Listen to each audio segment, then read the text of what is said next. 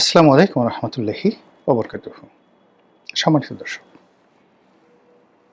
সরকার কেমন চলছে? আওয়ামী লীগের মতো, ডক্টর মোহাম্মদ ইউনূসের মতো, নাকি আওয়ামী লীগের চেয়ে খারাপ, কিংবা ডক্টর মোহাম্মদ ইউনূসের চেয়েও খারাপ? তারেক রহমান সাহেব আসলে কার মতো? তিনি তার বাবার মতো, মায়ের মতো, নাকি মার্টিন লুথার কিংয়ের মতো? এই বিষয়গুলো নিয়ে খুব দ্রুত আলোচনার সময় এসে গেছে। কারণ চারিদিক থেকে বহু ফিসফাস, বহু অশনি সংকেত। যদি সরকারের একদম শুরুতে আমরা এই সরকারকে একটি নির্দিষ্ট ট্রেনে উঠিয়ে দিতে না পারি, তাহলে এই ট্রেনের আমরা যারা যাত্রী আছি তারা সবাই বিপদগ্রস্ত হব। যখন বিপদ আসে তখন, বা যখন প্রলয় আসে, তখন দেবালয়ও প্রশ্রয় পায় না, দেবালয়ও রক্ষা পায় না। আপনি গিয়ে মসজিদে বা মন্দিরে গিয়ে আশ্রয় নেন, যুদ্ধের সময়, বিপদের সময় কেউ আপনাকে রক্ষা করতে আসবে না। আজ আওয়ামী লীগের পরিণতি দেখেন। বড়জোর 1001 জন মানুষ দুর্নীতির সঙ্গে জড়িত ছিল, কিন্তু বাকি 999 জন মানুষ সাফার করছে। এই 999 জন মানুষের বড় দোষ ছিল, তারা সময় মতো মুখ খুলেনি, দলবাজি করেছে। আর দলের বিরুদ্ধে কথা বলা যাবে না। দুই একজন যারা কথা বলেছি আমরা, আমাদেরকে দল থেকে একেবারে দূরে রাখার জন্য তারা সবাই হই হই রই রই করে উঠত। বিএনপির অবস্থা এখন তদ্রূপ হচ্ছে। বোঝার চেষ্টা করুন, গত 17টি বছর ধরে বিএনপির অবস্থা কীরকম ছিল, অথচ মাত্র 80 দিনে তাদের অবস্থা এমন হয়ে গেছে, তাদের চেহারা, সুরত, কথাবার্তা, আচার আচরণ দেখে মনেই হয় না যে কোনো জন্মে তাদের কোনো বিপদ ছিল। অ্যাজ ইট ইজ সরকার তার এমনভাবে চালাচ্ছে, মনে হচ্ছে গত 17 বছর আওয়ামী লীগের শাসন, আর 2 বছর বা 1.5 বছর ইউনূসের শাসন, 18.5 বছর আর 11-11-র 2 বছর। এই পুরো সেই প্রায় 21 বছর, এই 21 বছর আসলে বিএনপি সরকার চালিয়েছে। তারা একটার পর একটা খাল উদ্বোধন করছে, ব্রিজ উদ্বোধন করছে, প্রকল্প নিচ্ছে। অ্যাজ ইট ইজ মনে হয় যে এগুলো সব রেডি করা ছিল, এবং তারা বলছে এগুলো আমরা করেছি। পদ্মা ব্যারেজ, আরে বাবা, একটা পদ্মা ব্যারেজ প্রকল্প রেডি করতে অন্তত 4 থেকে 5 বছর সময় লাগে। এটার ভূমি জরিপ, এটার সাইট সিলেকশন, এটার বাজেট করা, এটার নকশা করা, ইত্যাদি অনেক কিছু। একনেক পর্যন্ত পৌঁছাতে এরকম একটা প্রকল্পের কম করে হলো 5 বছর সময় লাগে।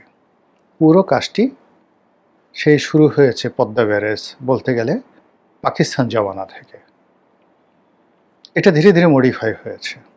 একেবারে চূড়ান্ত পর্যায়ে আওয়ামী লীগ যখন এই জিনিসটা করবে, তখন তার মেইন সমস্যা ছিল যে এই কাজটি করতে গিয়ে সে ভারতের রোষানলে পড়তে চাচ্ছিল না। 2 নম্বর হলো যে এই কাজটি করতে গিয়েছে ভারতের সঙ্গে তার যে পানি চুক্তি আছে, সেই পানি চুক্তি ব্যাহত করতে চাচ্ছিল না। সে ভারতকে রাজি খুশি করিয়ে এই কাজটি করাতে চাচ্ছিল। আর এখন সরকার এটা প্রকল্পটা গ্রহণ করেছে। এখন যদি ভারত পানি না ছাড়ে, এই প্রকল্পের 2 পয়সার ভ্যালু নিয়ে এটা একটা আমাদের জন্য গোদের উপর বিস্ফোরা হয়ে যাবে। পদ্মা নদীর এখন যতটুকু অবস্থা আছে তার চেয়ে আরও খারাপ হয়ে যাবে। টোটাল এই ব্যারেজের কারণে যতটুকু প্রবাহ আছে এটুকু নষ্ট হয়ে যাবে যদি ভারত পানি না দেয়। এনিওয়ে, তো এই সকল বিষয় নিয়ে কিন্তু কেউ কথা বলছে না বিএনপির মধ্যে। বিএনপির একজন সংসদ সদস্য আছেন, বীর মুক্তিযোদ্ধা ফজলুর রহমান। তিনি খুব আকার ইঙ্গিতে কৌশলে এই কথা বলেছেন যে বিএনপি যদি আওয়ামী লীগের মতো মন্দ কাজ করে, তাহলে আওয়ামী লীগের চাইতেও তাদের পরিণতি আরও খারাপ হবে। এর কারণ হলো আওয়ামী লীগ আগের থেকে প্রস্তুত ছিল, তারা দৌড়ে পালিয়ে যাবে। 2 নম্বর হলো তারা ভারত যেতে পেরেছে। এখানে একটা ফ্যামিলি ডাইনেস্টি ছিল। ফ্যামিলি ডাইনেস্টি থাকার কারণে শেষ সময় পর্যন্ত শেখ হাসিনা নিজে দাঁড়িয়ে থেকে তার যত কুশীলব আছে সবাইকে তিনি সেফ এক্সিট দিয়েছেন। আর যাদেরকে খরচের খাতায় ফেলে দিয়েছেন সালমান আনিসুলরা, তারা ধরা পড়েছে। আর তার যত রত্ন মণি মাণিক্য, মানে দলের মধ্যে যারা কৌশলগতভাবে তার গুরুত্বপূর্ণ আগামীতে নেতৃত্বে থাকবে বা তার পছন্দের, তিনি তাদের সবাইকে নিরাপদে বিশ্বের সব জায়গাতে পাঠিয়ে দিয়ে এরপর তিনি হেলিকপ্টারে উঠেছেন। আপনার কি মনে হয় বিপদ আসলে সেই নাহিদ, সার্জিস, মাহফুজ এদের কথা একবারও, বা ডক্টর শফিকুর রহমানের কথা একবারও ডক্টর ইউনূস ভাববেন? তিনি তাড়াতাড়ি বলবেন, ওরে বাবা রকেট পাঠাও, হেলিকপ্টারে কাজ হবে না, তাড়াতাড়ি রকেট পাঠাও, দরকার হলে ক্ষেপণাস্ত্র পাঠাও, ক্ষেপণাস্ত্রের উপর চড়ে আমি তাড়াতাড়ি আমেরিকা চলে যাব, দূরপাল্লার ক্ষেপণাস্ত্র। আচ্ছা, তারেক রহমান সাহেবের কথা চিন্তা করেন, তিনি যদি সেফ এক্সিট পান, তিনি কি আসাদুজ্জামান রিপন, শামসুজ্জামান দুদু, মির্জা ফখরুল ইসলাম আলমগীর, ডক্টর মঈন খান, মির্জা আব্বাস, মোয়াজ্জেম হোসেন আলাল, হাবিবুর নবী খান সোহেল, এরকম অসংখ্য মানুষ ৩০০-৪০০ মামলা নিয়ে গত ১৭টা বছর ধরে যারা রক্ত পানি করে দিয়েছেন, ক্ষমতায় এখন বিএনপি এমনিই খোঁজ রাখেন, আর বিপদের সময় এদের খোঁজ রাখবে? এরা প্রত্যেকটা লোকের উপর দিয়ে যদি বুলডোজার চালিয়ে দেয়, তাহলেও কয়জন লোক কাঁদবে আই ডোন্ট নো, আমি জানি না।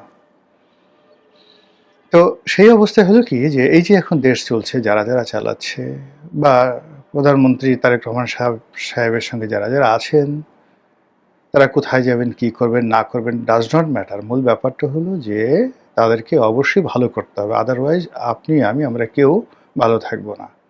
মাঝে মধ্যে এই যে ইউটিউব করি, কিছু কথা বলি, ফেসবুকে কিছু কথা দেখি, আওয়ামী লীগের লোকজন টিপ্পনি কাটে।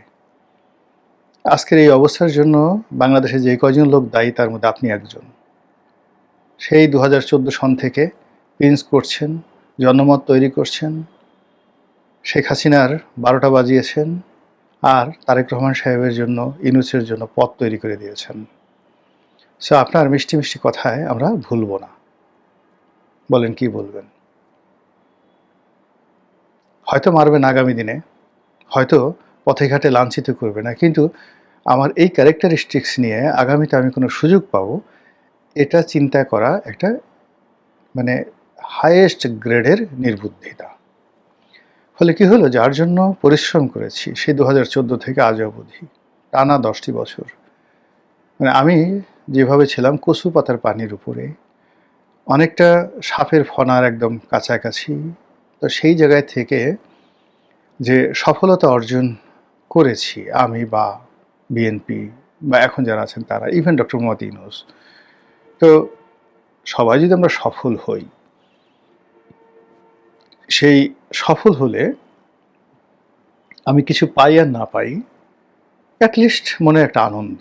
আমার সন্তান বা আমার বাবা আমাকে কিছু দিলে না, কিন্তু তারা খুব বড় মানুষ, আমার আসলে কোনো অভাব নাই, তারা খুব বড় মানুষ, আমি এক ধরনের স্যাটিসফ্যাকশন থাকবো।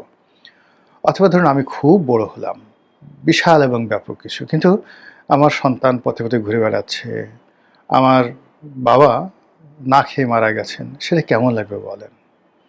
তো কাজে এই যে বর্তমান বিএনপি যারা আছেন তারা ভালো করুন, আরও মন্ত্রী হন, আরও বড় কিছু হন, আরও নেতা হন।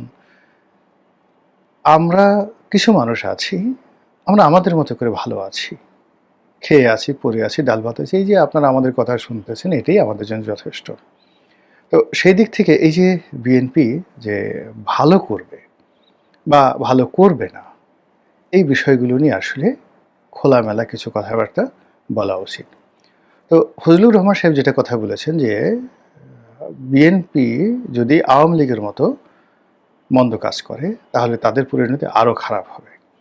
যেহেতু তিনি বিএনপির পোর্টফোলিওতে আছেন, বিএনপির চেয়ারম্যানের উপদেষ্টা, তিনি যেহেতু বিএনপি দলীয় সংসদ সদস্য, ফলে তাকে খুব গুণে বেছে কথা বলতে হবে।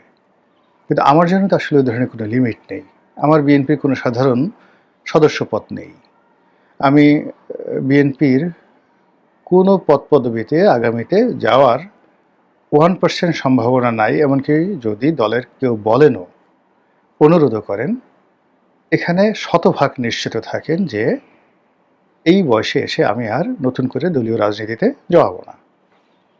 কিন্তু বিএনপির প্রতি আমার সফট কর্নার থাকবে। কোনো সরকারি পদ, পদবি থেকে শুরু করে কোনো কিছুতেই দেখবেন না আমাকে।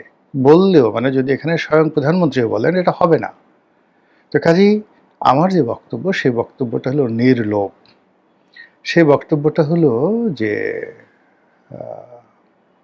নিরপেক্ষ, উইদাউট প্রিজুডিস। এই দলে 2018 সন থেকে আছি, সরাসরি ইলেকশন করেছি। এ দলের যে কোনো পদ, পদবি, তারপরে এমপি হওয়া, মন্ত্রী হওয়া, এটা আমার জন্য খুবই সহজ একটা বিষয় ছিল, সহজলভ্য ছিল, হয়তো এখনও আছে। কিন্তু আসলে আমার মনে হচ্ছে আমি এখন যে কাজগুলো করছি এটাই আমার জন্য উপযুক্ত এবং এখানে আমি কমফোর্ট জোনে আছি। তো সেই কারণে বিএনপির যে কোনো কথা আমরা সুন্দর করে বলতে পারবো। ফজলুর রহমান সাহেব যেটা বলতে পারেননি আমি বলছি যে বিএনপি এই অল্প সময়ের মধ্যে আওয়ামী লীগ গত 17 বছরে যা কিছু করেছে তার চেয়ে গত 17 মাসে বিএনপি তার চেয়ে বেশি খারাপ করেছে, বিশেষ করে চাঁদাবাজির ক্ষেত্রে, বিশেষ করে বিশৃঙ্খলা তৈরি করার ক্ষেত্রে, বিশেষ করে রাজনীতিতে পরিপক্কতা দেখানোর পরিবর্তে অপরিপক্কতা প্রদর্শনের ক্ষেত্রে আওয়ামী লীগের চাইতে, অর্থাৎ 17 বছরে যা করেছে 17 মাসে এই 3টা সেক্টরে আরও খারাপ কাজ করেছে। আর যে কাজগুলো এখন তারা করছে, বিশেষ করে শিক্ষা প্রতিষ্ঠানগুলোতে ছাত্র দলের কোথাও সুসংগঠিত একটি সংগঠন নেই। আজকে আমি যখন এই কাজটা মানে ভিডিওটা করছি তখন গাজীপুরে যেটা ডুয়েট, সেখানে ভিসি নিয়োগকে কেন্দ্র করে প্রচণ্ড মারামারি হচ্ছে। এটা থামবে না। এবং ঢাকা বিশ্ববিদ্যালয়ে যদি এই মারামারি হয়, বুয়েটে এটা হয়, ঢাকা কলেজে এটা হয়, বিশ্বাস করেন শিবিরের সঙ্গে ছাত্রদল কতটা পারবে আই ডোন্ট নো। এবং আজকের দিন পর্যন্ত চট্টগ্রাম বিশ্ববিদ্যালয়, রাজশাহী বিশ্ববিদ্যালয়, ঢাকা বিশ্ববিদ্যালয়, সিলেটের শাহজালাল বিজ্ঞান ও প্রযুক্তি বিশ্ববিদ্যালয়, এই জায়গাগুলোতে ছাত্র লীগ এবং ছাত্র শিবির তারা যেভাবে ওত পেতে বসে আছে ছাত্রদলকে ধরার জন্য, এখানে সংঘর্ষ যে কোনো সময় বেঁধে যেতে পারে। এবং যখনই জামাত নিজেকে কমফোর্ট মনে করবে না, তখন সঙ্গে সঙ্গে সেখানে মানে যাকে বলা হয় গন্ডগোল লেগে যাবে।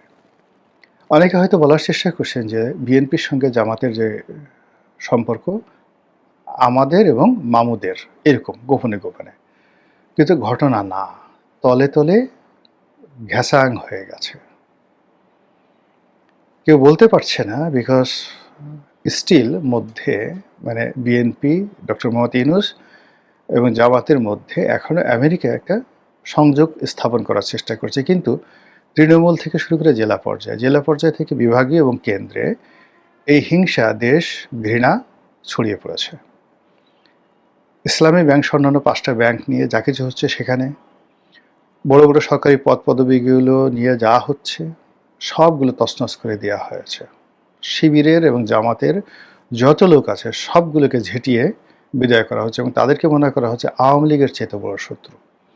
আওয়ামী লীগের যারা লোকজন আছেন অনেকে টাকা পয়সা দিয়ে ঠিকই ম্যানেজ করেছেন, কিন্তু যারা চিহ্নিত শিবির হয়ে পড়েছেন তারা একজনও ম্যানেজ করতে পারেননি।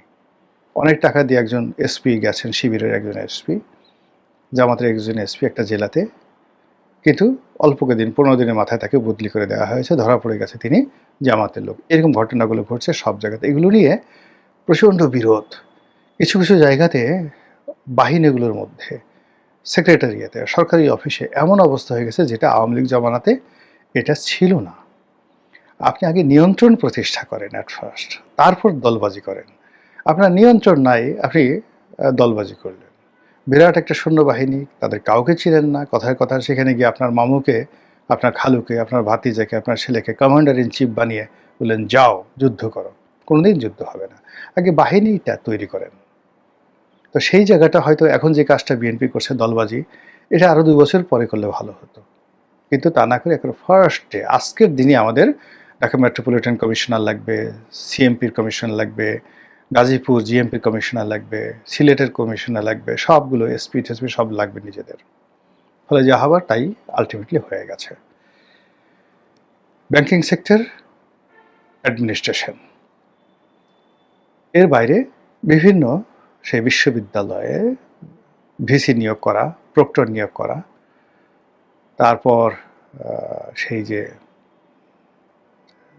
ছাত্র সংগঠনের দাপট দেখানো, এই কাজগুলো কোনো রকম প্রস্তুতি ছাড়া, কোনো রকম গ্রাউন্ড ওয়ার্ক ছাড়া তারা শুরু করে দিয়েছে। ধরুন কুষ্টিয়া বিশ্ববিদ্যালয়, চট্টগ্রাম বিশ্ববিদ্যালয়, কুষ্টিয়া মানে ইসলামী বিশ্ববিদ্যালয়, এখানে তো আসলে অ্যাবসলিউটলি জামাত শিবিরের আধিপত্য। 3টা বিশ্ববিদ্যালয়, একেবারে 4টে বিশ্ববিদ্যালয়, শাহজালাল বিজ্ঞান প্রযুক্তি, রাজশাহী বিশ্ববিদ্যালয়, তারপর এই যে কুষ্টিয়াতে ইসলামী বিশ্ববিদ্যালয় এবং চট্টগ্রাম বিশ্ববিদ্যালয়। এখানে যে কোনোভাবে রেজিমেন্টাল ফোর্সের সাথে লড়াই করার, ফাইট করার শক্তি জামাত শিবিরের আছে। তো সেখানে আপনি ভিসি নিয়োগ দিবেন, সেখানে আপনি প্রক্টর নিয়োগ দিবেন, আপনার ভিসি প্রক্টরের অবস্থা তাদের জীবনে তো টানাটানি লেগে যাবে আর কদিন পরে। এবং 1টা 2টো 3টা জায়গাতে যে তখন ভিসিরা মার খাবেন, প্রক্টররা মার খাবেন, এগুলো তো এখন ডাল ভাত হয়ে গেছে। ভিসি মারা, প্রক্টর মারা, এগুলো তো এখন একটা গর্বের বিষয় হয়ে গেছে। গালে 2টো চল বসাই দিল। এই যে কাজগুলো হয়েছে, এই কাজগুলো আওয়ামী লীগের সাথে আরও খারাপ অবস্থায় চলে গেছে। এরপর হলো টাকা খরচ। সরকার যে খাতে টাকাগুলো খরচ করছে, it is not a smart. আপনি চিন্তা করেন, সব জায়গাতে পাইকারি হারে কার্ড দেওয়া হচ্ছে। ধরেন গড়ে যদি 5 কোটি কার্ড দেওয়া হয়, একটা কার্ড তৈরি করতে যদি 100 টাকা লাগে, 5 কোটি ইন্টু 100, 500 কোটি টাকা খালি আপনি কার্ড তৈরি করতে দিলেন, 500 crore টাকা। যেই কাজটা পেয়েছে তার খরচ যাবে 20 টাকা করে পার কার্ডে বা 10 টাকা করে পার কার্ডে, বাকি লাভ। এগুলো না অনেক সময় হয় কি, পুনর্বার মুশিক ভব। খুব নির্মম একটা বাজে কথা বলি, গত যে 2001 সন থেকে যে 6 সন, যখন এই হাওয়া ভবনের গ্যাংগুলো যারা ছিল, তাদের বদনামগুলো কি ছিল বলেন তো? বড় বড় নিয়োগ বদলে ছিল না, কিন্তু একেবারে রাস্তার যে চাঁদাবাজি, সেই চাঁদাবাজির অংশ হাওয়া ভবনে যেত, ঘুষ দুর্নীতির একটা অংশ সেখানে যেত, এই বদনামটা ছিল। আচ্ছা, এই যে আরাফাত রহমান কোকো, তারেক রহমান সাহেব, তাদের বদনাম কেন হয়েছিল? সদরঘাটে তারা 3-4টে লঞ্চ, একটা লঞ্চের দাম হয়তো 20 লাখ টাকাও না ওই জমানাতে, কি কোকো 1, 2, 3। তো যেই সময় কোকো 1, 2, 3 হয়, সেই সময়টাতে ধরেন 5টা লঞ্চ যদি নামাতে হয়, 5টা লঞ্চে সাকুল্যে 1 কোটি টাকা খরচ যাবে।